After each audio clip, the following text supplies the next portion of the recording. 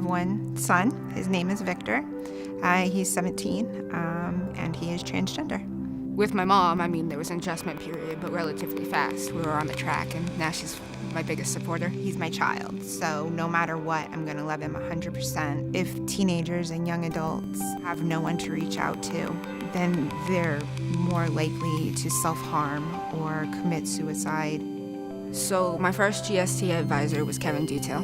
Being like a really scared, closeted queer kid, it was really cool to see him because he was like flamboyantly gay and wore heels and stilettos, and he was just really cool and someone I could look up to. Somewhere around Christmas, he got sick, and then by the spring, he unfortunately passed away. We were scared for the pain he was in, but we were really scared for what was going to happen to us too. At that point, a bunch of us were still closeted, and it was the only place we could go. That was like watching your sanctuary fall apart. Our GST advisor since has been Miss April Fenton. She was determined to not let it fall apart. That was what Kevin wanted, just don't let this fall apart. When Orlando happened, it had never really occurred to me that I could do something. That I could be politically active as a kid, or I could stand up and try to lead my group, because at that point we were really just a social club. So when Miss Fenton came to me and said, hey, there's this place you can go where they train you to be an activist as a kid, I was all over it. So the guest speakers I met at New Leaders, first we met Charlotte Warren. I had never really met a politician before, and she was just really chill and cool. Coming and talking to the students at the New Leaders Project. It's a highlight for me. It's a highlight that I had that opportunity. That was really a great experience for me, and I loved that. And then I loved when we had the elders come and talk. To hear about this legacy that we were trying to preserve was cool, and it was really something that fueled my desire to keep moving forward with all this.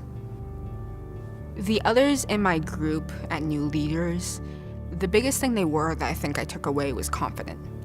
They had such amazing confidence, Savannah, Caitlin, Trin, all of them. And it was really cool to see.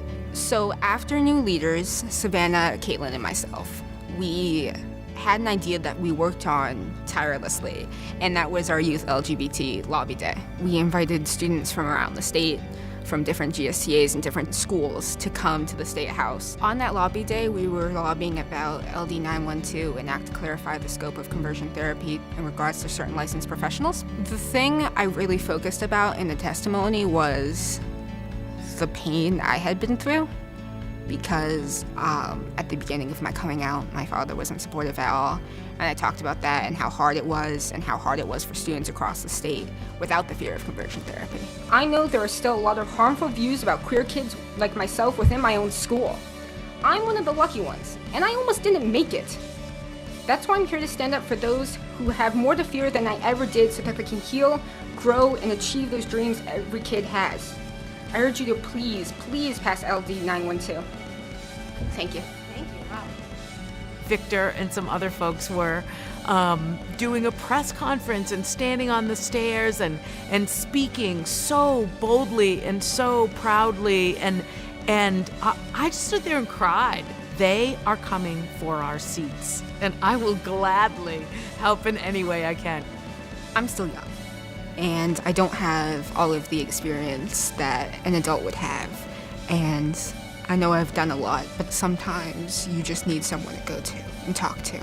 And if I had never met the people that I had, or if it was different and I didn't have the support systems that I did, I can honestly say that I don't know if I would have made it. With resources like EqualityMaine, these children, they're able to learn that they're not alone. There really are other people there that will help them. It's been great for Victor, and I know it's been great for other kids. I know that I'm making a difference. Maybe not in the most obvious way, but there's always that straw that breaks the camel's back, and it's really nice to think that there's other kids in my school who see me being out despite the struggles and being happy that gives them the reassurance they need. Even one voice can make a difference, and I really like being able to exercise my voice because I want other kids to see that they have that option. They can speak out, they can stand up, and it's just stuff like that that really gives me hope.